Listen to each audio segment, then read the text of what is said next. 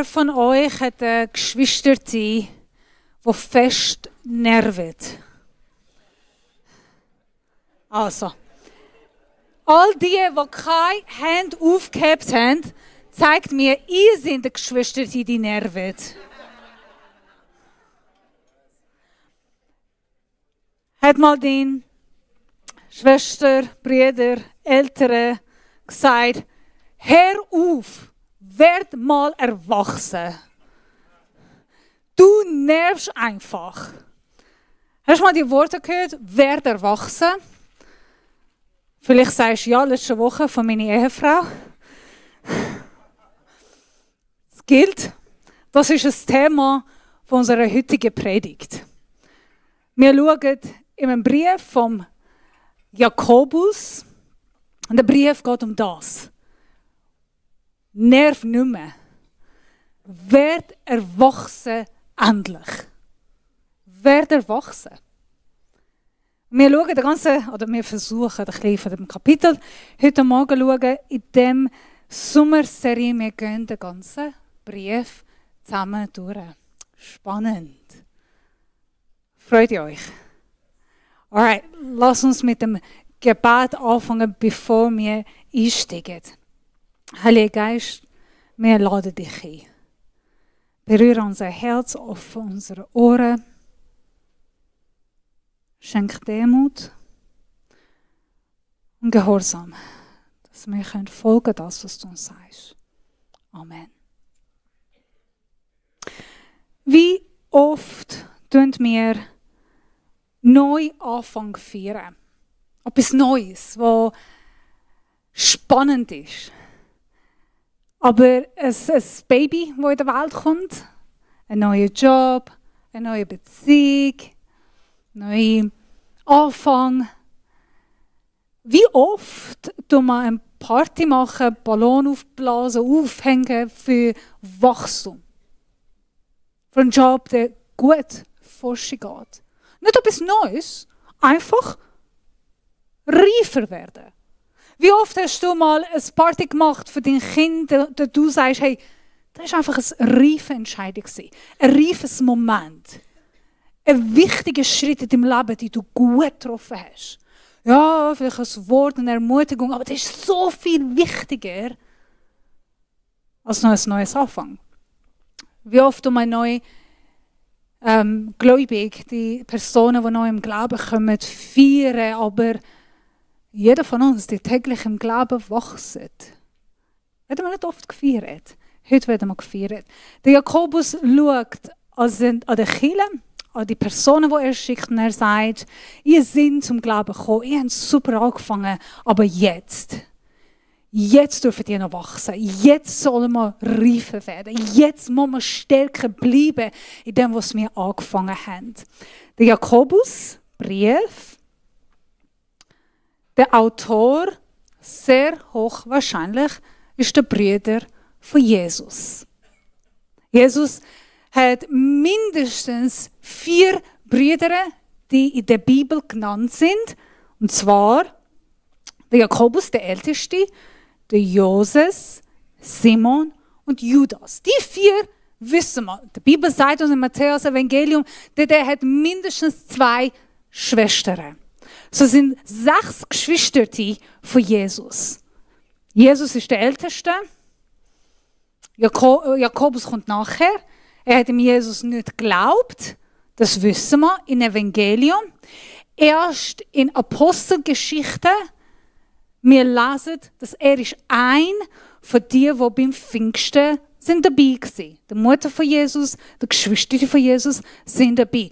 Im Korinther, der Paulus erzählt, wie der Auferstehung von Jesus hat Nachfolge gehabt, indem seine Familie sind zum Glauben gekommen. Der Judas, ein anderer Bruder von Jesus, der auch einen Brief Judas schreibt, ist auch dann nachher zum Glauben gekommen. Jetzt, wir haben andere Jakobus in der Bibel, die hätten das schreiben können. Einer ist der Apostel. Ich glaube nicht, weil in der ersten Vers sagt der Jakobus selber, ich bin kein Apostel. Das heisst, der Jakobus, der Apostel, hat nicht den Brief geschrieben und er war auch der Erste im Zwischenjahr 40 bis 45 nach Jesus, wo gestorben ist, ermordet ist. Ein anderer Jakobus, der Sohn von Alpäus, von ihm hören wir nicht mehr. Er ist unbekannt, auch von der Kirchengeschichte. Der Jakobus, Bruder von Jesus, aber ist Pastor geworden, erst in Jerusalem. Nachher hat er die Hauptleitung der Kirche übernommen.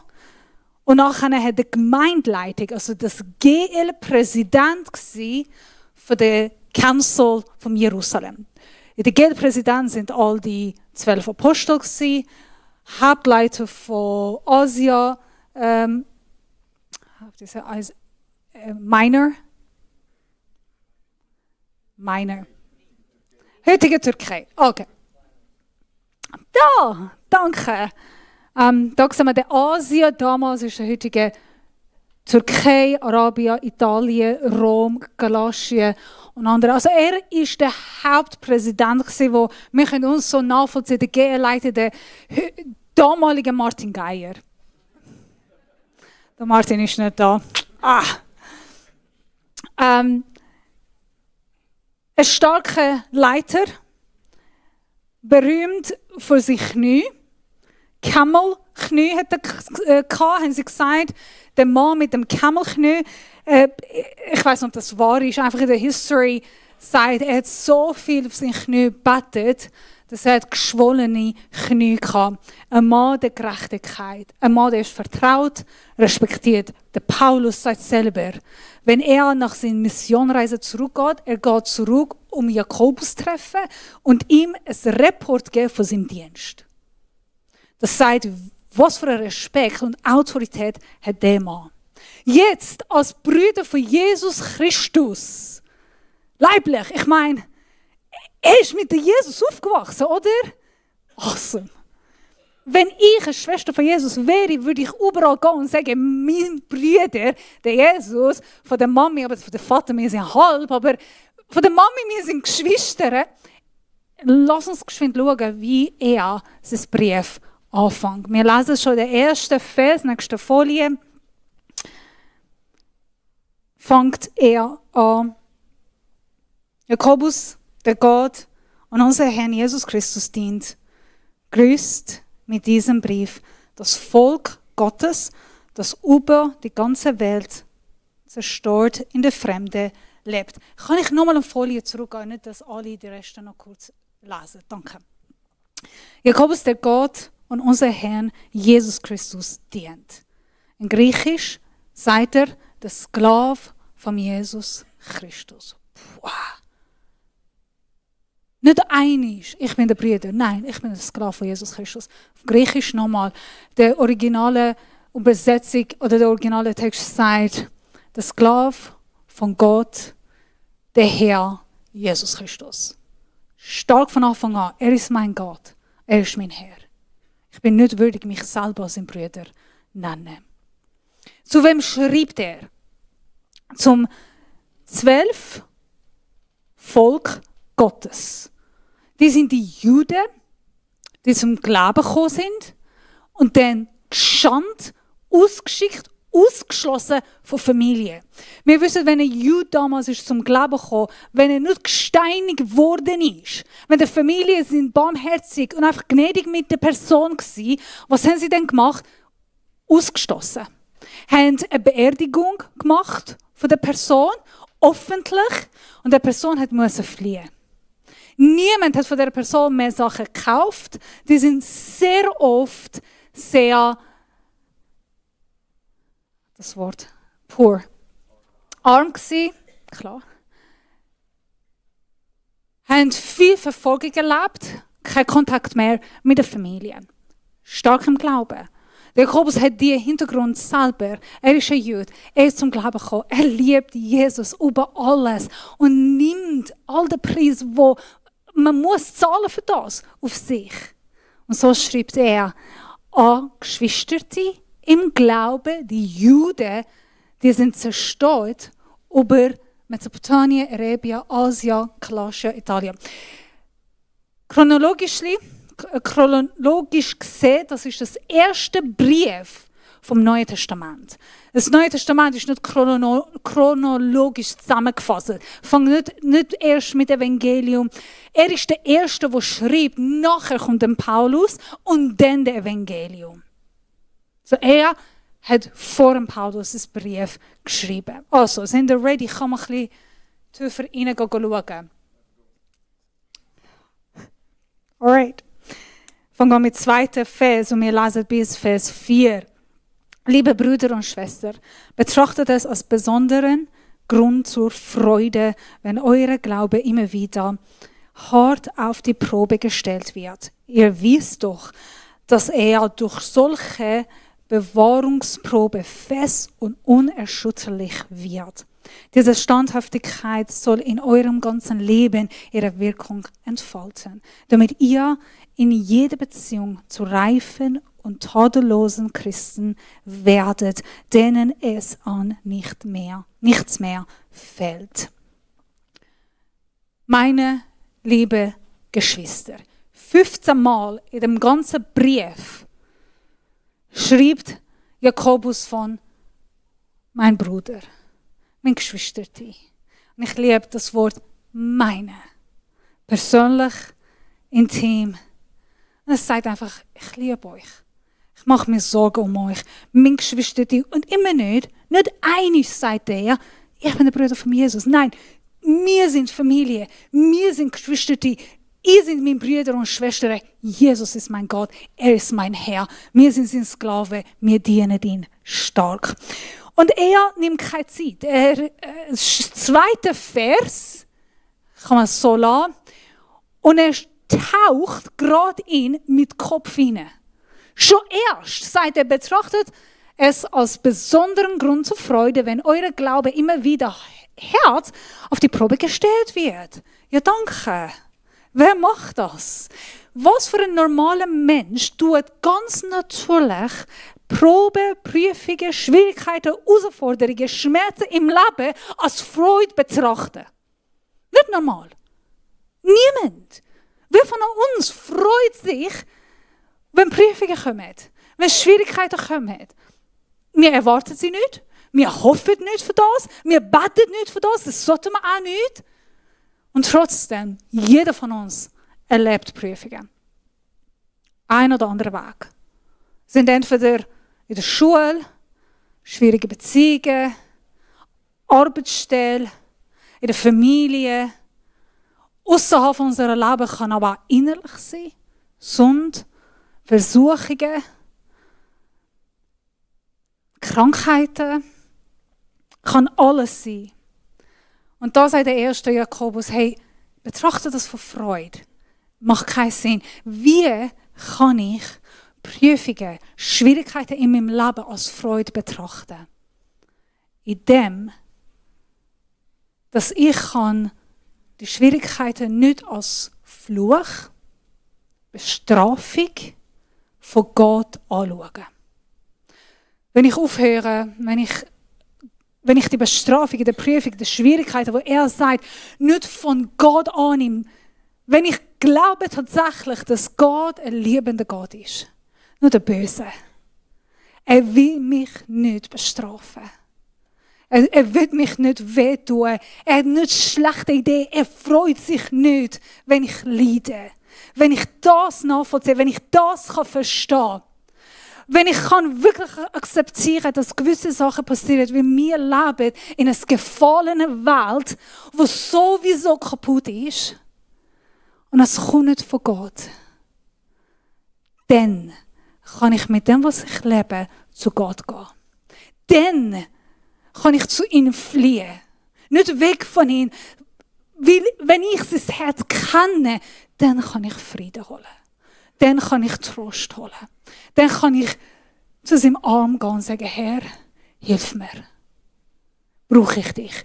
Und dann kommt Freude, wo nicht ein Gefühl ist, wo nicht abhängig von der Situation, in der ich lebe, ein Tag gut und ein Tag schlecht, nicht einfach Mood-Swing in meinem Körper mit Hormonen, wo mich manchmal Freude macht und nicht, sondern wenn mir schlecht geht und es ist schlecht und wir können nicht tun, als ob ist alles gut. Nein, ist nicht gut.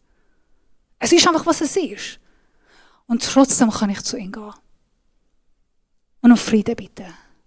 Und Freude von ihm empfangen, die der Paulus sagt in Philipper, alle Verstand übersteigt. Ich liebe das. Weil unser Verstand sagt, das macht keinen Sinn. Aber Sinn, Verstand, Sinn, Weisheit ist anders. So Prüfungen sind keine Strafe von Gott. Wieso leben wir Prüfungen in unserem Leben? Die Bibel gibt uns 4 Gründe. Wieso die sollten kommen und kommen trotzdem. Unerwartet, ungewünscht, sicher nicht gehofft. In all Formen, die du kannst dir vorstellen, sie kommen. Sie kommen, weil erst dann kann man zum reifen Christen werden. Einen reifen Charakter haben.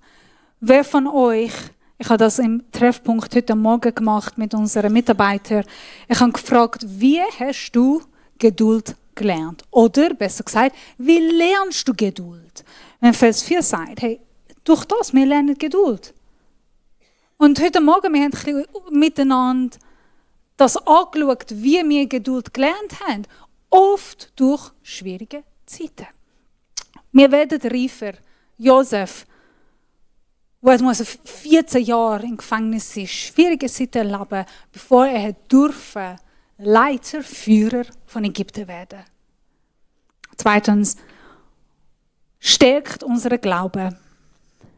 Abraham. Er hat von einer Schwierigkeit, eine Prüfung nach der anderen müssen wandeln, der arme Mann. Und schlussendlich in Hebräer ist gestanden, durch seinen Glauben ist er gerecht worden. Sein Glaube wird immer gestärkt, sein Vertrauen immer tiefer, seine Augen immer erhoben zu Gott. Je mehr er die Schwierigkeit gewandelt hat, 3, um uns näher zu Gott bringen. Psalmen, liebe die Psalmen. Mehr als die Hälfte der Psalmen hat David geschrieben, in der tiefsten, schwierigsten, dunkelsten Zeit von seinem Leben. Wir können jeden Tag Psalm lesen und einfach ermutigt werden. Weil gerade in dem Moment, wo uns nicht gut geht, wir kommen zu Gott, wie fest wünsche ich mir, dass ich zu Gott gehen will, wenn mir gut geht. Fest bei ihm haben, tiefer ihn suchen, näher zu ihm sein. Und wie oft leider mache ich das viel strenger, viel tiefer, viel authentischer, wenn mir nicht gut geht. 4.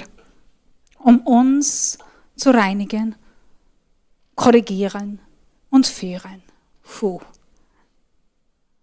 Wie oft brauchen wir die Ohren ziehen von Gott? Einfach lernen wie der Jonas im Fisch.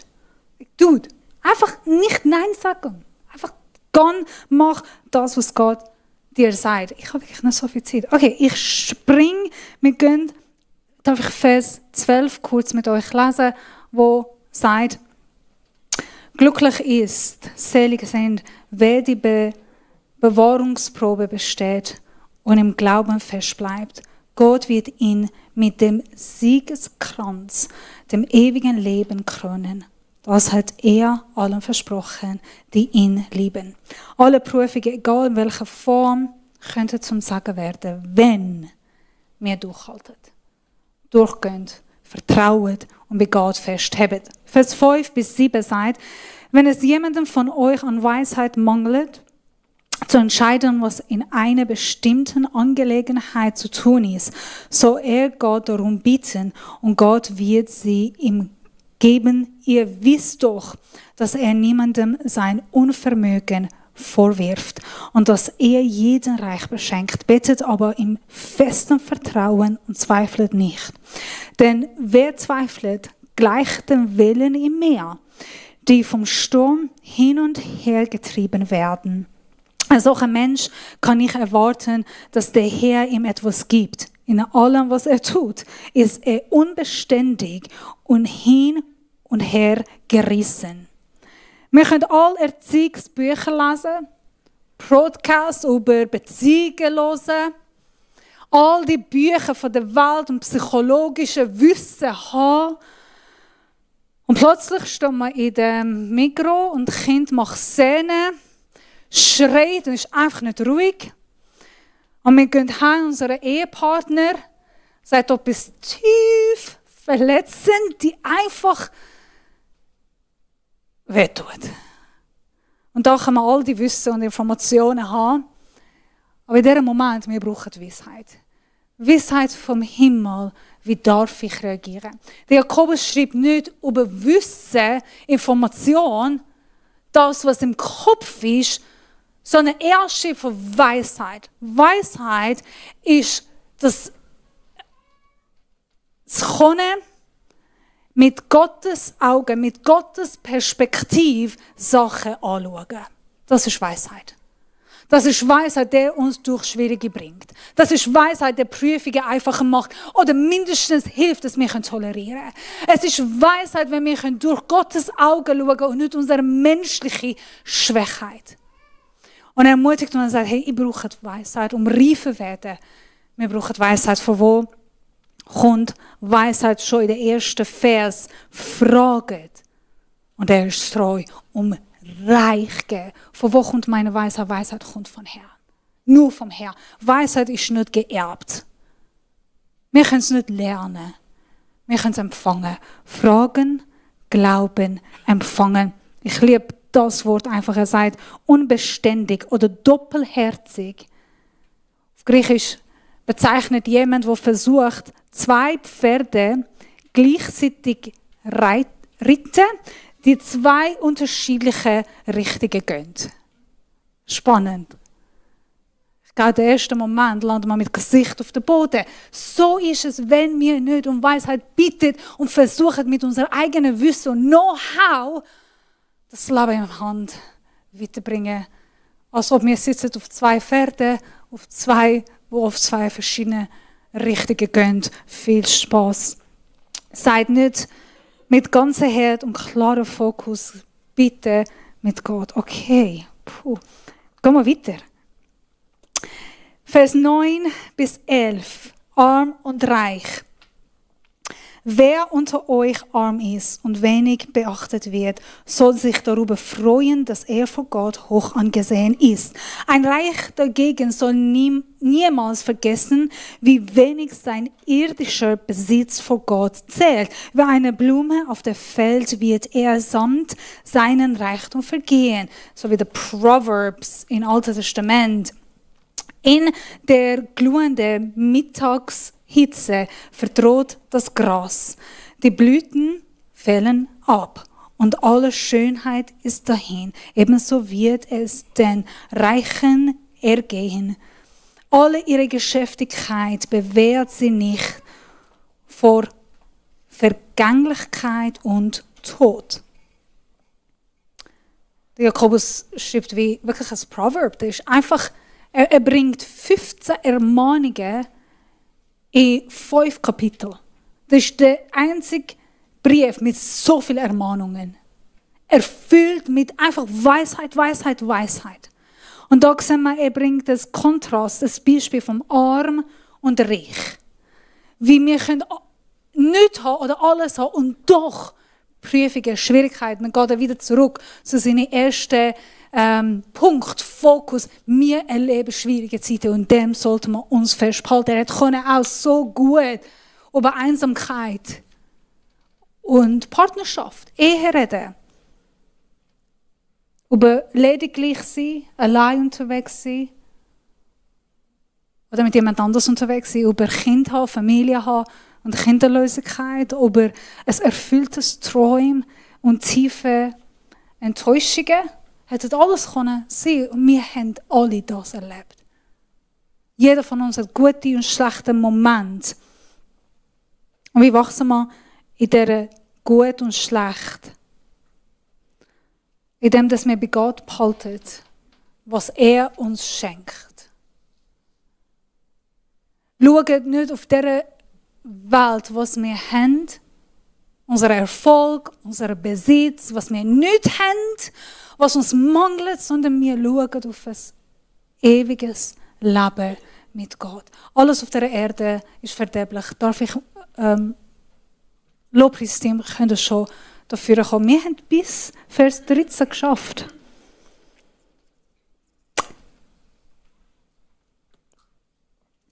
Ich werde mir überlegen, wie machen wir dann weiter irgendwann. Es sind Juden, die zum Teil viel gehabt, zum Teil nicht gehabt. Er war extrem arm gewesen. Und der Jakobus erinnert ihnen, unser Leben auf der Erde ist kurz. Sind ihr dankbar?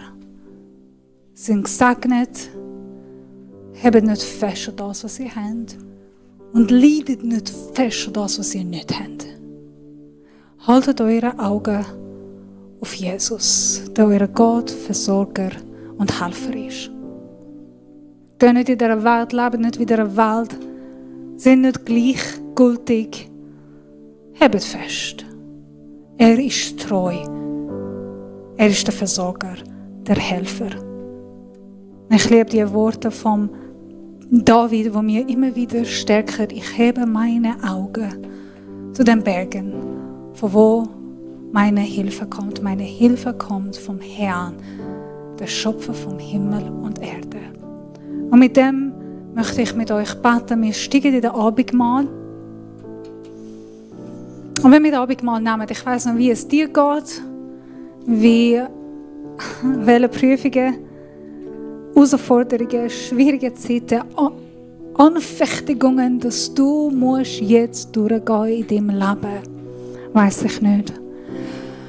Aber als wir Abendmahl nehmen, lass uns von Weisheit beten. Lass uns Gott sagen, es tut weh, ich mag nicht, aber gib mir deine Perspektive. Lass mich durch deine Augen schauen. Hilf mir, durchgehen. Nicht aufgeben, nicht in der Welt leben, nicht loslassen, vertrauen und reifer werden im Glauben. Ich würde gerne mit euch beten, dann lade ich euch ein. Ihr dürft vorne Abendmahl nehmen. Nehmt ein paar Sekunden, Minuten Zeit von euch. Bittet um Weisheit, um Geduld. Und wenn ihr könnt, bittet um erwachsen werden im Glauben. Merci, Jesus. Wir kommen mit Demut von dir und proklamieren, du bist der Herr. Gott allmächtig, wir sind dein Sklave, Diener. Wir beten dich an, wir loben dich, Herr, weil du allein bist würdig.